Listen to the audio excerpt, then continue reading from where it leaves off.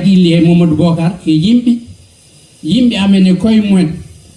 min tawi nek noon wonko to e AJDM ɗum tan won gay makka ɗum kam ina labti no feewi neɗɗo noon haɓata e hoore mum min mbi joni somin keddimi galleji amen min bendori min jari attaye min ciranguilima min jewti tawat ko añɓe leñol men en to beddo karteji mumen in jeeha e ɓen ɗon añɓe noon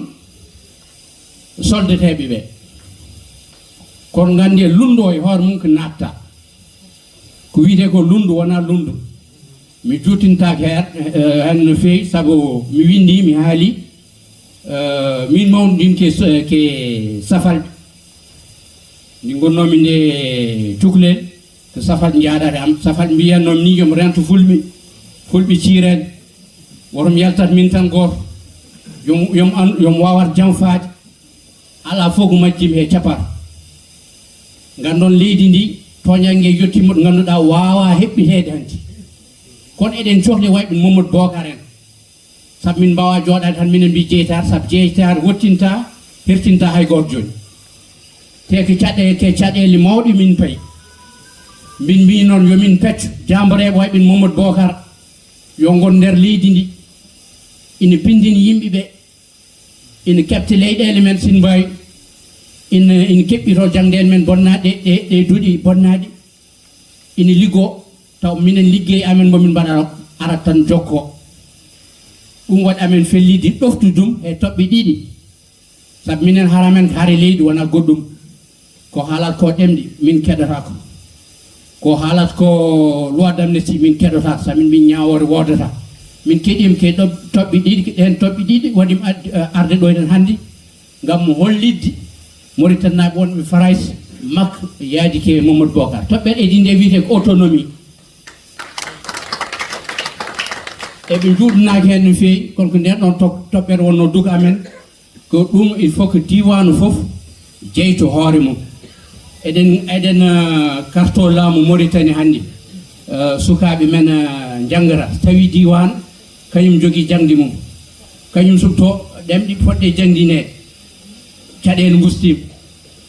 sen ƴetti kadi fannu goɗɗo mbiye diwan hande de diwan ko kañum rokkata leydi so société ummima caggal leydi haaldata e laamu Mauritanie haaldat ke diwan o haale joom leyɗele en ɗum nene programme Mamadou Bocar nen winda hen ha labti wonde ke enen poti jeyde leydi men hayso tawi eɗen mbawi ɗum lubdi ɓurɓe men doole ɗum ɗon haalama ɗo hen mbeɗa sikki ɗum ɗon en jeeya wiyete ko autonomie ko ɗum waɗi amen yaadude Mamadou Bocar e wiyete ko abrogation de la loi d'amnistie oɗon gandi ndena a remat leydi ma hen saji leydi ndi fofto yaha e yoro donka jogade on ndemirɗa leydi ma ha coña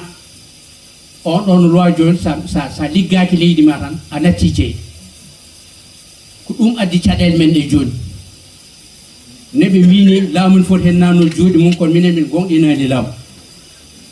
ɗen ɗon toɓɓe ɗiɗi waɗi amen yaadude Mamadou Bocar e min ñaagui moon onon wonɓe ɗo hen gandon kon nelaɓe tan so duttime galleji moon nodde sehlaɓe moon tawi onon jogui dépasse wonɓe Mauritanie noddeɓe gande wona ɗo e France tan gotote yeɓe beddan kartal naggue gue mi haal hunde Mamadou Bocar ndo arnode AJDMR goto fof ne renti goɗɗo saabu min gandidirani no fewi aɗa andi baba tan heewi wayde joni ma raw no min puɗɗi nde haaldude o tottim teddugal maggal kanko wonno commission politique kanko wonno vice président kanko fate haaldude laameɗo no gandi babaɓe kewi hen hettude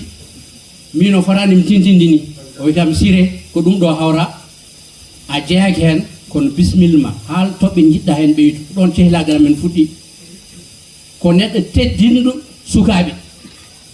te kadi ko jankidiɗo no fewi ko teyɗo o wona tikkowo ɗiɗo hen woteji jeeha e jiɗɗen ko taw sen jette woteji ina ɓeydo men ɓattodirde ɓeyden suusodirde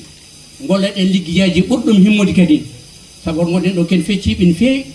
te kala wooteji eɗen ɓeydo feccade kadi Mamadou Bocar sifno tan ko kaw Mouhamadou Baba Kane bañi tan yidde haaldude e wawde heɗade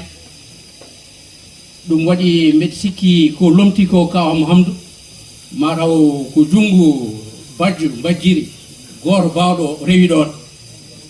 ɗum ɓeydomi kadi no sinni Mamadou Bocar ko ñooto hakkude leƴƴi Mauritanie ko jiɗɗo jaam son gotinima ma on mbawa ɗanade ha karol